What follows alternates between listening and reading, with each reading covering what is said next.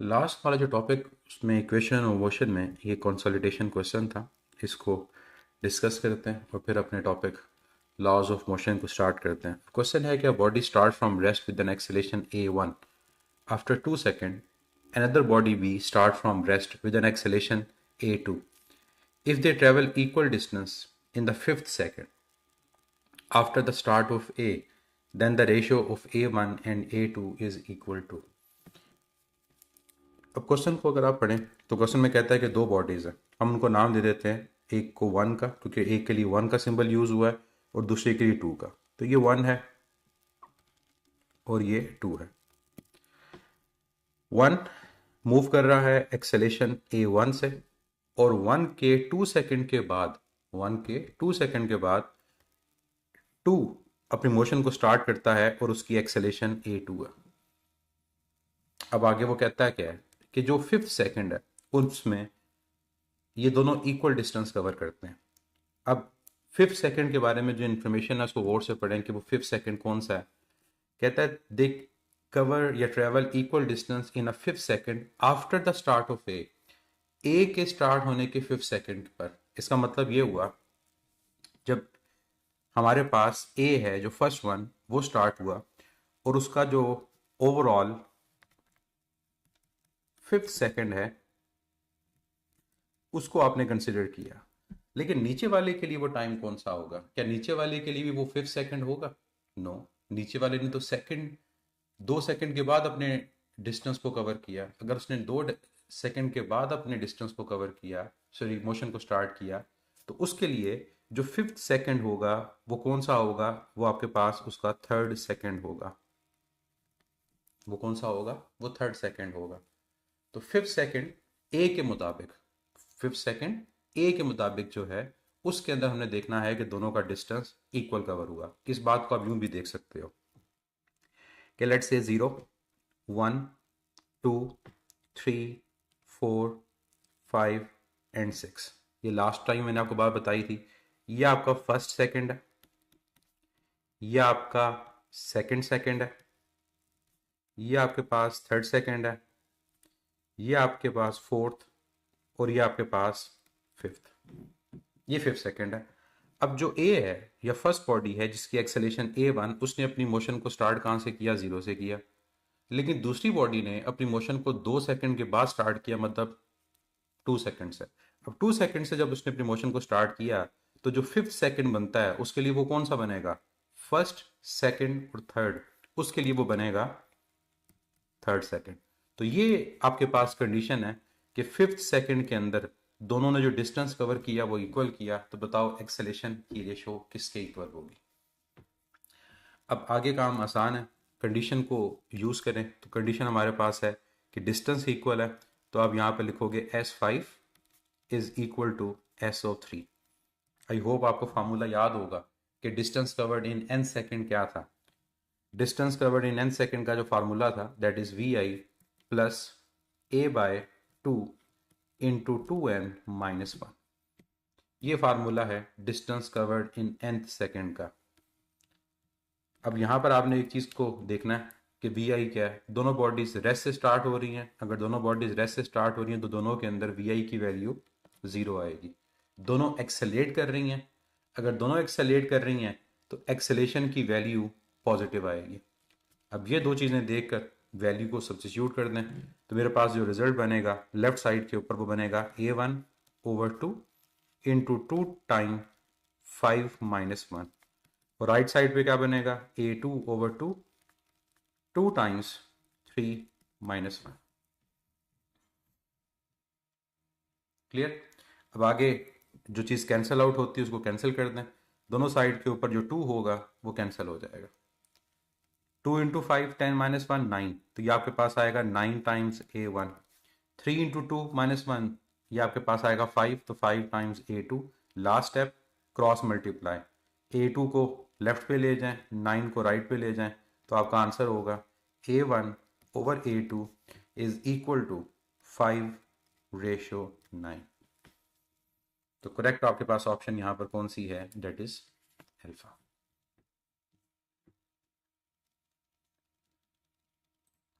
Clear? तो start करते हैं अब अपने टॉपिक को, लॉज ऑफ मोशन।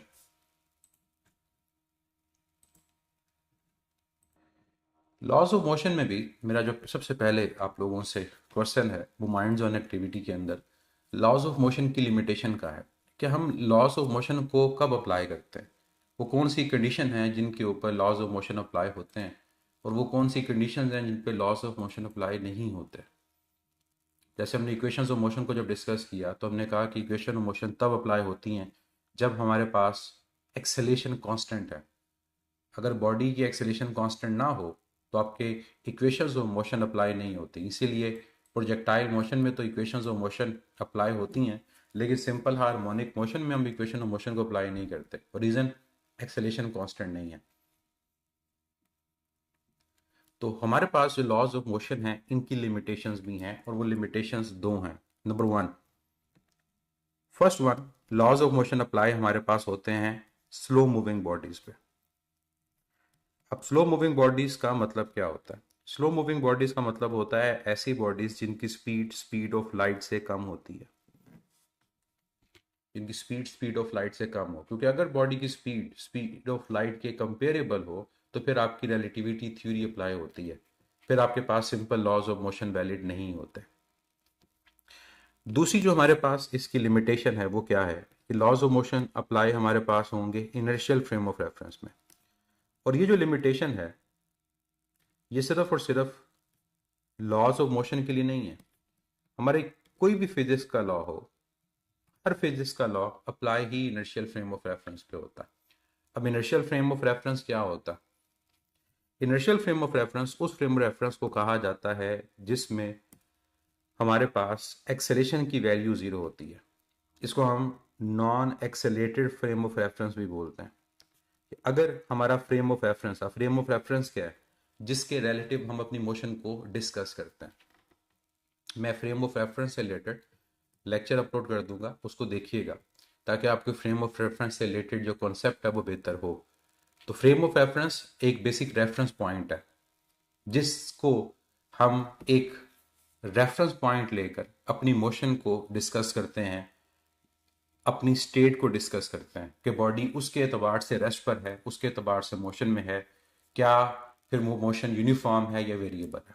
जैसे हमारा जो सबसे कॉमन फ्रेम ऑफ रेफरेंस है वो एक्स वाई और जी एक्सेस, जिनको हम रेक्टेंगुलर कोऑर्डिनेट सिस्टम या कार्टेशियन कोऑर्डिनेट सिस्टम कहते हैं। तो फ्रेम ऑफ रेफरेंस कैसा होना चाहिए? नॉन एक्सेलेटेड होना चाहिए। मतलब अब क्लियर हो जाना चाहिए कि एक ऐसा फ्रेम ऑफ रेफरेंस जिसकी एक्सेलेरेशन जीरो हो। अब एक्सेलेरेशन जीरो की दो कंडीशंस होती हैं, या तो आपकी वेलोसिटी वो जीरो के इक्वल हो या फिर आपकी वेलोसिटी क्या हो? यूनिफॉर्म हो। तो ये अगर कंडीशंस हैं तो हमारे लॉज ऑफ मोशन जो हैं वो अप्लाई होंगे, otherwise laws of motion apply नहीं होते। अब लॉज ऑफ मोशन हैं क्या? हम इनको रिवाइज करेंगे। आप लोग मैट्रिक लेवल से ये लॉज पढ़ते आ रहे हैं। तीन आपके पास लॉज हैं, तीनों की स्टेटमेंट आपको स्क्रीन पे नजर आ रही है। फर्स्ट वन, जिसको हम फर्स्ट लॉ ऑफ मोशन और इसके अलावा लॉ ऑफ इनर्शिया कहते हैं। A body at rest will remain at rest and a body in motion will tries to continue unless acted upon by an external force. Statement को पढ़ें तो statement के अंदर मेन फैक्टर क्या है कि जब तक किसी बॉडी के ऊपर एक्सटर्नल फोर्स अप्लाई नहीं होती वो बॉडी अपनी स्टेट को चेंज नहीं करती। जब तक किसी बॉडी पे एक्सटर्नल फोर्स अप्लाई ना हो वो बॉडी अपनी स्टेट को चेंज नहीं करेगी, चाहे वो स्टेट ऑफ रेस्ट है या स्टेट ऑफ मोशन है। अब आओ सेकंड लॉ। जब फोर्स लग जाएगी तो क्या होगा? फर्स्ट लॉ ने तो ये कहा ना कि फोर्स जब लगेगी तो स्टेट चेंज होगी। सेकंड लॉ कहता है कि जब फोर्स अप्लाई होगी तो तब क्या होगा, मतलब ये फोर्स के इफेक्ट की बात करता है। When a force is applied on a body acceleration is produce, कि जब भी फोर्स अप्लाई होगी तो बॉडी के अंदर एक्सेलेरेशन प्रोड्यूस होगी, और वो एक्सेलेरेशन किसकी डायरेक्शन में होगी? फोर्स की डायरेक्शन में होगी। अब आगे फर्दर इसकी दो चीजें आती हैं कि जो एक्सेलेरेशन प्रोड्यूस हुई that is directly proportional to the applied force and that acceleration is inversely proportional to the mass of the body. ये बात हमने पीछे क्वेश्चन में भी डिस्कस की कि अगर मास डबल हो जाए तो एक्सेलेरेशन हाफ हो जाती है। वो एक गाड़ी वाली एग्जांपल जो थी कि अगर दो एक जैसी गाड़ी आपके पास आ जाए, पहले एक गाड़ी की एक्सेलेरेशन ए है, अब दो गाड़ियां हैं, मतलब एक गाड़ी दूसरी गाड़ी को पुल कर रही है, तो अब एक्सेलेरेशन क्या होगी? उसमें कंडीशन यही थी कि अगर दोनों गाड़ियों का मास इक्वल है तो मास डबल हो गया तो एक्सेलरेशन की वैल्यू वो हाफ हो जाएगी। अब आ जाए थर्ड लॉ की तरफ। फर्स्ट लॉ ने कहा कि फोर्स अप्लाई होगी तो स्टेट चेंज होगी। सेकंड लॉ ने कहा कि फोर्स अप्लाई होगी तो एक्सेलरेशन प्रोड्यूस होगी जो फोर्स के डायरेक्टली प्रोपोर्शनल और मास के इन्वर्सली प्रोपोर्शनल है। थर्ड लॉ कहता है क्या? थर्ड लॉ कहता है कि जो फोर्स अप्लाई होती है वो अगर आपका एक्शन है तो उसके अगेंस्ट एक रिएक्शन भी प्रोड्यूस होगा। तो फोर्स एज अ एक्शन है तो उसका रिएक्शन भी प्रोड्यूस होगा जिसकी मैग्नीट्यूड इक्वल होगी लेकिन डायरेक्शन ऑपोजिट होगी। तो ये हैं 3 लॉज ऑफ मोशन की स्टेटमेंट्स जो अमूमन हमें याद करने की जरूरत नहीं होती, लेकिन इनसे रिलेटेड जो क्वेश्चंस हैं अब वो इम्पोर्टेंट है कि जो चीज़ें आपसे पूछी जा सकती हैं। जैसे सबसे पहला पॉइंट जो हम सबको पता है कि फर्स्ट लॉ ऑफ मोशन का दूसरा नाम क्या है, इसको लॉ ऑफ इनर्शिया का नाम दिया जाता है। तो यह अगर क्वेश्चन कभी आता है कि which law of motion is called law of inertia, तो फर्स्ट है। अब जो लॉ ऑफ इनर्शिया है इसमें इनर्शिया की बात करें कि व्हाट इज इनर्शिया, इनर्शिया क्या है। तो इनर्शिया के बारे में याद रखिएगा कि इनर्शिया हमारे पास प्रॉपर्टी ऑफ बॉडी है जिसकी वजह से वो अपनी स्टेट को मेंटेन करती है। Inertia is a property of body, ये कोई फिजिकल क्वांटिटी नहीं है। It's the property of body due to which it tries to maintain its state. और फिर इनर्शिया के हवाले से एक बड़ा इंपॉर्टेंट पॉइंट, इनर्शिया किसका ज़्यादा होता है? क्या उन बॉडीज़ का जिनका मास ज़्यादा है या उन बॉडीज़ का जिनका मास कम है? इनर्शिया किसका ज़्यादा होगा, मतलब कौन सी बॉडी अपनी स्टेट को ज़्यादा देर तक मेंटेन रखेगी? जिसका मास ज़्यादा होगा। तो इसलिए इनर्शिया के बारे में एक बात कही जाती है और वो क्या है कि inertia is the quantitative measure of inertia. Mass is the quantitative measure of inertia, मतलब जिस बॉडी का मास ज़्यादा होगा उसमें इनर्शिया भी ज़्यादा होगा। एग्जाम्पल आप सिंपल सी ले सकते हो कि जो चीज़ हैवी है उसकी स्टेट को मेंटेन करने के लिए ज़्यादा फोर्स रिक्वायर्ड है और जो बॉडी लाइट है उसकी स्टेट को मेंटेन करने के लिए कम फोर्स रिक्वायर्ड है। जैसे एक बॉडी मूव कर रही है और वो लाइट वेट है, आप उसको कम फोर्स से रोक सकते हो, लेकिन हैवी बॉडी को रोकने के लिए या हैवी बॉडी को मूव करने के लिए हमारे पास ज़्यादा फोर्स रिक्वायर्ड होती है। तो mass is the quantitative measure of inertia. ये भी एक इंपॉर्टेंट पॉइंट एमसीक्यू के लिए। अब आपसे एक क्वेश्चन मैं पूछता हूँ, which law of motion defines force? इनमें से कौन सा लॉ है जो फोर्स को डिफाइन करता है? फोर्स क्या है? Force basically push and pull है जिसकी वजह से बॉडी की स्टेट चेंज होती है। तो which law of motion defines force? तो आपका आंसर होगा first law of motion. First law of motion force को डिफाइन करता है क्योंकि फर्स्ट लॉ बताता है कि बॉडी की स्टेट तब चेंज होगी जब उसके ऊपर फोर्स अप्लाई होगी। तो स्टेट का चेंज होना ये फोर्स की वजह से है। पुश और पुल क्या करता है? बॉडी की स्टेट को चेंज करता है। तो फर्स्ट लॉ ऑफ मोशन के बारे में ये पॉइंट याद रखिएगा कि first law of motion defines force, ये फोर्स को डिफाइन करता है। इसके हवाले से एक बात और भी आती है कि अगर ये फोर्स को डिफाइन करता है तो हमें ये क्या बताएगा? क्या ये हमें फोर्स की क्वालिटेटिव नेचर बताएगा या क्वांटिटेटिव नेचर बताएगा? अगर first law of motion force को डिफाइन करता है तो क्या ये फोर्स की क्वालिटेटिव नेचर बताएगा या क्वांटिटेटिव? देखो दोनों में फर्क क्या है। क्वांटिटेटिव में वो मेजर करने के बारे में बताएगा, उसकी मैग्नीट्यूड बताएगा। क्वालिटेटिव में ये वो फोर्स की नेचर बताएगा कि फोर्स कर क्या रही है, क्या फोर्स मोशन प्रोड्यूस कर रही है या फोर्स मोशन को रोक रही है। तो आपका आंसर होगा कि ये हमें क्वालिटेटिव नेचर बताएगा क्योंकि हमें फोर्स मेजर करने का तरीका फर्स्ट लॉ नहीं बताता। तो जब तक फर्स्ट लॉ नहीं बताता हम इसको क्वांटिटेटिव नहीं बोल सकते। तो it tells us about the qualitative nature of force. ये बातें हो गई फर्स्ट लॉ के बारे में। तो अब कोई एग्जांपल आपके पास आए तो आप उसका आंसर दे सकते हैं कि ये फर्स्ट लॉ ऑफ मोशन से रिलेटेड। फॉर एग्जांपल आप बस में बैठे हो, बस अचानक चलना स्टार्ट हो जाती है तो आप कहाँ मूव करते हो? बैकवर्ड। किस वजह से? इनर्शिया की वजह से। बस मूव कर रही है, अचानक ब्रेक लगाती है, आप कहाँ मूव करते हो? फॉरवर्ड। किसकी वजह से? इनर्शिया की वजह से। क्योंकि बस ने ब्रेक लगाई, आप अपनी स्टेट को मेंटेन करने की कोशिश करते हो। जब बस रुकी हुई थी और बस चलना स्टार्ट करे तो आप पीछे क्यों गिरते हो? क्योंकि आप अपनी रेस्ट स्टेट को मेंटेन करने की कोशिश करते हो। तो आप वापस पीछे जाने की कोशिश करते हो। इसी तरह से जब बस ब्रेक लगाती है तो ब्रेक ने बस लगाई, बस ने ब्रेक लगाई तो आप आगे क्यों जाते हो? क्योंकि आप अपनी स्टेट ऑफ मोशन को बरकरार रख रहे होते हो, इस वजह से आप फॉरवर्ड मूव करते हो। तो ये फर्स्ट लॉ से रिलेटेड है। अब सेकंड लॉ के बारे में जब हमें पता चल गया कि सेकंड लॉ डिफाइन तो नहीं करता फोर्स को, लेकिन ये फोर्स को मेजर जरूर करता है। वो और कैसे? वो इस तरह से कि जब आप इन इक्वेशंस को कंबाइन करते हो, ये दो इक्वेशंस जो आपके पास हैं कि एक्सेलेरेशन का ताल्लुक फोर्स से डायरेक्ट और मास से इन्वर्स है, तो यहाँ से आपके पास इक्वेशन जो ड्राइव होती है वो ये होती है, F is equal to mass time acceleration. तो सेकंड लॉ के बारे में हमें जो बात पता है वो ये कि सेकंड लॉ क्या करता है, ये हमें फोर्स को मेजर करने के बताता है। तो सेकंड लॉ मेजर्स फोर्स,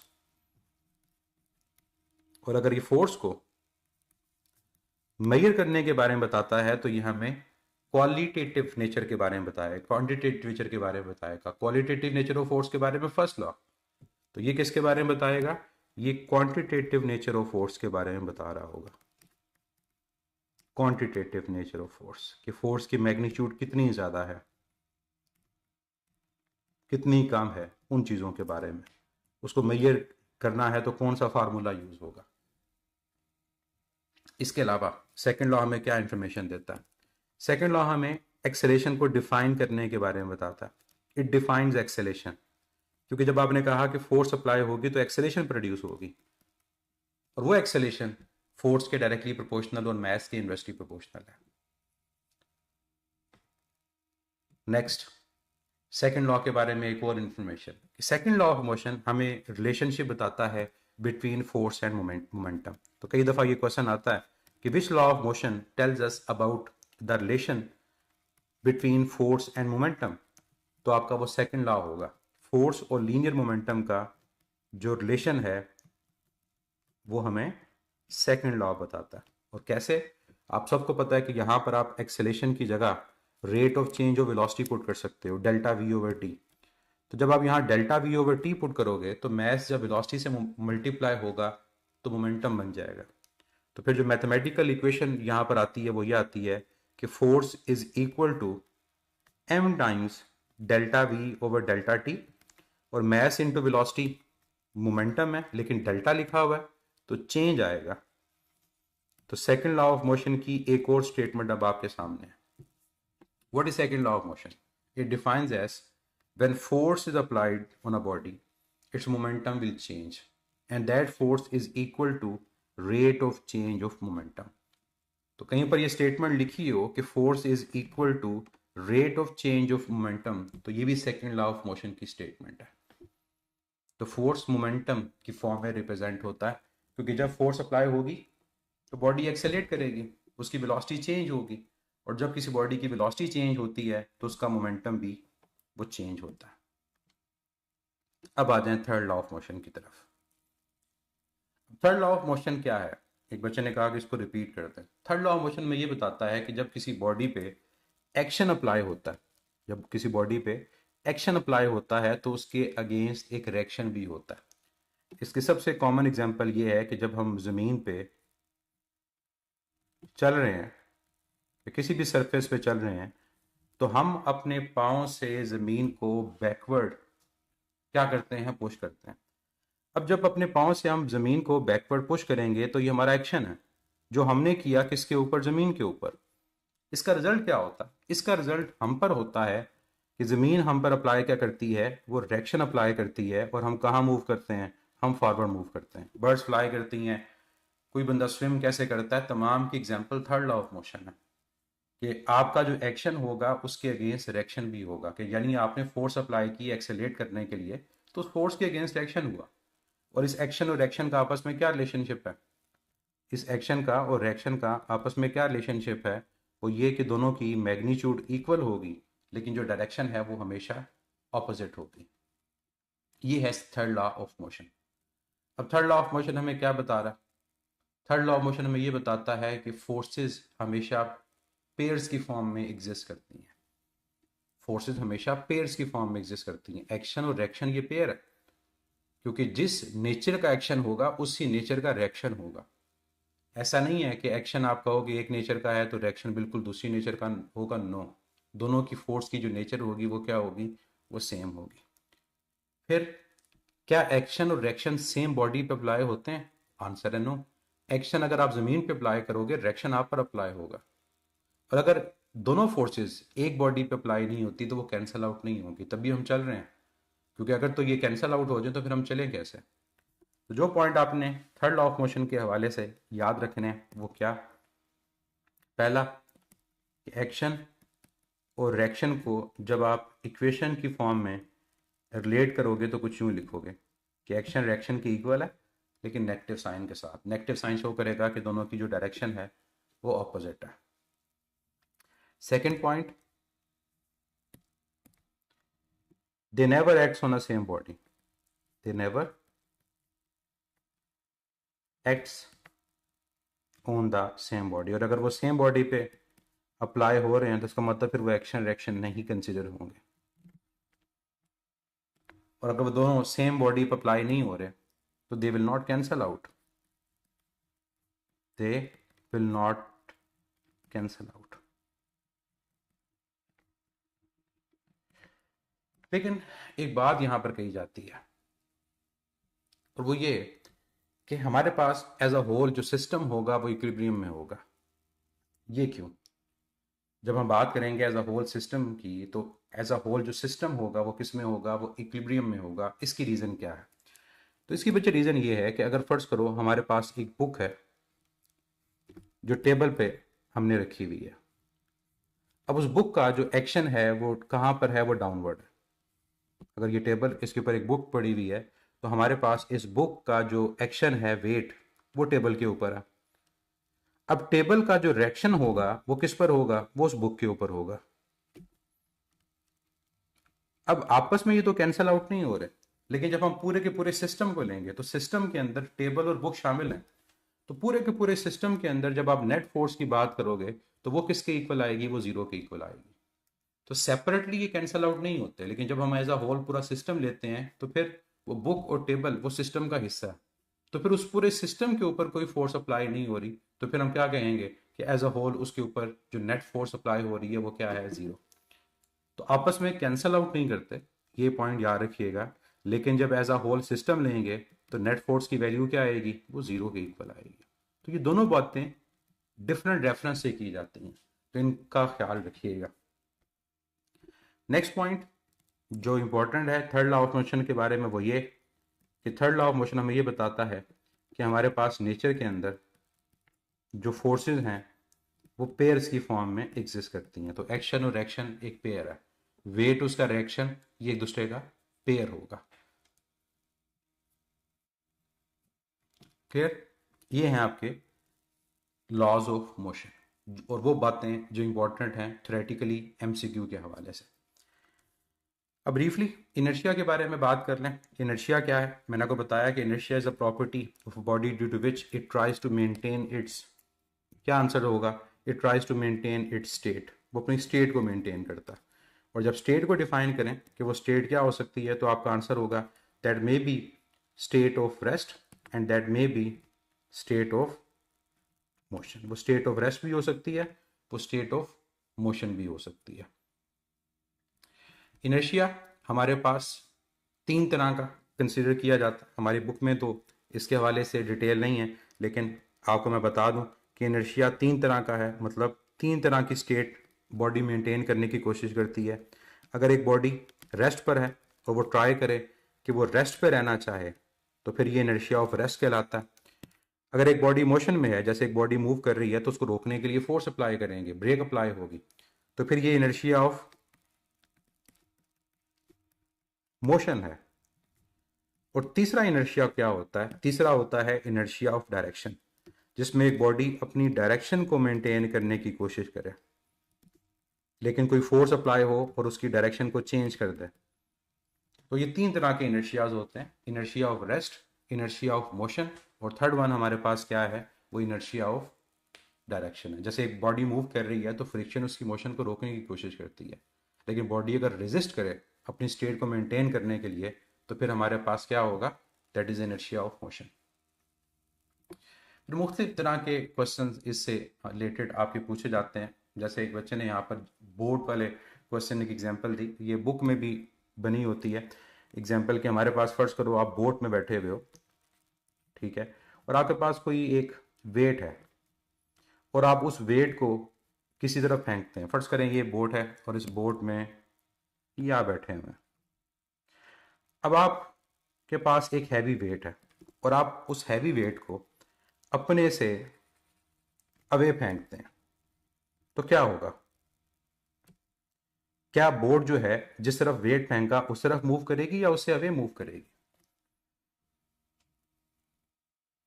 उससे अवे मूव करेगी, क्योंकि आपने जो एक्शन अप्लाई किया वो फॉरवर्ड अप्लाई किया। तो आपने जो चीज को फेंका वो आपने फॉरवर्ड फेंका, तो उसका जो रिएक्शन होगा वो क्या होगा? वो बोर्ड पर होगा और बोर्ड हमारे पास उसके ऑपोजिट डायरेक्शन पे मूव करेगी। इसका मतलब ये हुआ कि अगर हम बोर्ड को किसी साहिल से अवे मूव करना चाहते हैं तो साहिल की तरफ आप कोई वेट फेंक दें। साहिल मतलब जो शोर है, किनारा है, तो जो उसका रिएक्शन होगा वो उससे अवे होगा और बोट उससे अवे मूव करना वो स्टार्ट कर देगी। तो ये इस तरह की कई एग्जांपल्स आपसे पूछी जाती हैं जिसके अंदर आप कहते हो जी आइस के ऊपर खड़े हो, आइस स्लिपरी है, आइस पे मूव नहीं कर सकते। अब आप मूव करना चाहते हो आइस के ऊपर, तो क्या तरीका होगा? आपके पास कोई चीज़ है, हैवी वेट है, उसको आप अपने से अवे फेंको, तो आप उस आइस के ऊपर स्किड कर जाओगे, स्लाइड कर जाओगे। हम पे रिएक्शन नहीं होता, एक्शन रिएक्शन डिफरेंट बॉडीज पे होता है। तो एक्शन अगर हमने अप्लाई किया तो रिएक्शन बोर्ड पर अप्लाई होगा, दोनों चीजें सेम पर अप्लाई नहीं होंगी। और हम और बोर्ड ये एक दूसरा पूरा का पूरा सिस्टम है, तो सिस्टम की बात हम करेंगे, उसकी वजह से बॉडी मूव करती है। तो इस तरह की एग्जांपल्स अगर आपके पास आती हैं तो आपने एक्शन और एक्शन को माइंड में रखना है। एक और एग्जांपल जो हमें बुक में मिलती है फाइटर जेट्स की। अब फाइटर जेट की एग्जांपल समझिएगा कि फर्ज करें हमारे पास दो फाइटर जेट हैं। एक फाइटर जेट दूसरे फाइटर जेट को चेस कर रहा, एक फाइटर जेट दूसरे फाइटर जेट को चेस कर रहा है। फर्ज करो मैं कहता हूं कि हमारे पास ये फाइटर जेट ए और ये फाइटर जेट बी। अब क्वेश्चन का आंसर सोच के दीजिएगा। अगर जो फाइटर जेट ए है वो एक मिसाइल फायर करे फाइटर जेट बी की तरफ, तो क्या फाइटर जेट ए की स्पीड बढ़ेगी, कम होगी? जो चेंज ओवरऑल आएगा क्या वो इंक्रीज करेगा या कम होगा? बैलेंस क्यों नहीं करते? क्योंकि सेम बॉडी पे अप्लाई नहीं होता। बैलेंस करने के लिए बॉडीज का सेम फोर्सेस का सेम बॉडी पे अप्लाई होना जरूरी है। देखिए बच्चे, होगा क्या, जो हमारे पास फाइटर जेट ए है उसका एक्शन फॉरवर्ड है, तो उस पर जो रिएक्शन अप्लाई होगा वो बैकवर्ड होगा। अब रिएक्शन जब बैकवर्ड होगा तो ये रिएक्शन फोर्स उसकी वेलोसिटी के ऑपोजिट है। अब रिएक्शन फोर्स उसकी वेलोसिटी के ऑपोजिट है तो वो उसकी वेलोसिटी को क्या कर देगी? डिक्रीज कर देगी। अब आगे चलते हैं। अगर जो बी है, अगर वो बदला लेने के लिए वो मिसाइल फायर करे ए के ऊपर, तो क्या बी की स्पीड बढ़ेगी, कम होगी? अगर बी करेगा तो बी की स्पीड बढ़ेगी। उसकी रीजन क्या है? क्योंकि बी ने जो एक्शन अप्लाई किया वो बैकवर्ड किया, तो उस पर जो रिएक्शन होगा वो उसके अगेंस्ट होगा ना, वो फॉरवर्ड होगा। अब रिएक्शन फॉरवर्ड होगा तो इसका मतलब ये हुआ कि उस पर जो फोर्स अप्लाई होगी वो उसकी वेलोसिटी की डायरेक्शन में होगी, तो उसकी वेलोसिटी क्या कर जाएगी? इंक्रीज कर जाएगी। तो ये भी जो हमारे पास फाइटर जेट की एग्जांपल बुक में मिलती है, ये भी किसको एक्सप्लेन कर रही होती है? ये थर्ड लॉ ऑफ मोशन को एक्सप्लेन कर रही होती है। Clear? What is the example of inertia of direction? Projectile motion. Projectile motion के अंदर हम जब बॉडी को लॉन्च करते हैं तो अगर हमारे पास ग्रेविटेशनल फोर्स ना हो तो बॉडी स्ट्रेट मूव कर जाए, लेकिन वो अपनी स्टेट को मेंटेन रखने की कोशिश में आगे की तरफ जाएगी बॉडी, लेकिन उसको ग्रेविटी नीचे की तरफ लेकर आएगी। तो ये इनर्शिया ऑफ डायरेक्शन की एग्जांपल है। क्लियर? अब आ जाते हैं कंसोलिडेशन क्वेश्चन की तरफ। स्विमिंग किस तरह से न्यूटन थर्ड लॉ के अकॉर्डिंग है? आप अपने हाथों से पानी को पीछे को धकेलते हो आगे को जाने के लिए, तो पानी आपको आगे को धकेलता है, तो एक्शन बैकवर्ड है, रिएक्शन फॉरवर्ड है। जी, सर्कुलर मोशन को भी ले सकते हैं, क्योंकि फोर्स अप्लाई होती है उसकी डायरेक्शन चेंज हो जाती है। क्योंकि सर्कुलर मोशन के अंदर फोर्स सेंट्रीपिटल का रोल ही है कि वो डायरेक्शन को चेंज करने के लिए यूज़ की जाती है।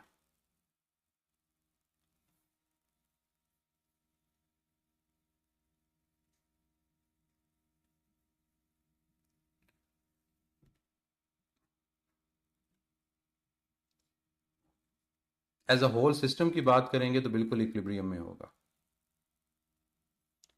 जब हम फोर्स दीवार पर अप्लाई करते हैं, एक्सीलरेशन क्यों नहीं प्रोड्यूस होती? क्योंकि दीवार मूव नहीं करती, दीवार डिस्प्लेस नहीं करती।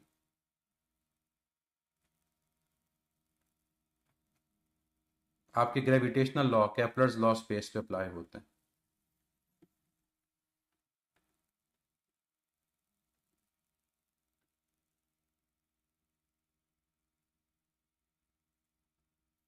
बिल्कुल, जब आपसे रिलेशन के क्वेश्चंस आएंगे तो आपको पता है कि कौन सा लॉ किसका रिलेशन बता रहा है, तो आप उसका आंसर दे सकते हैं।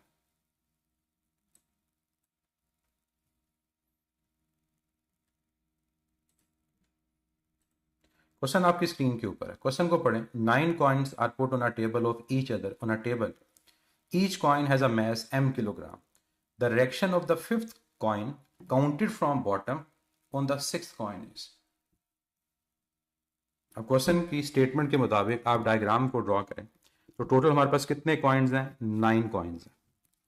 तो लेट्स से ये हमारे पास एक सरफेस, और इस सरफेस के ऊपर 9 कॉइन्स को ड्रॉ करते हैं। 1 2 3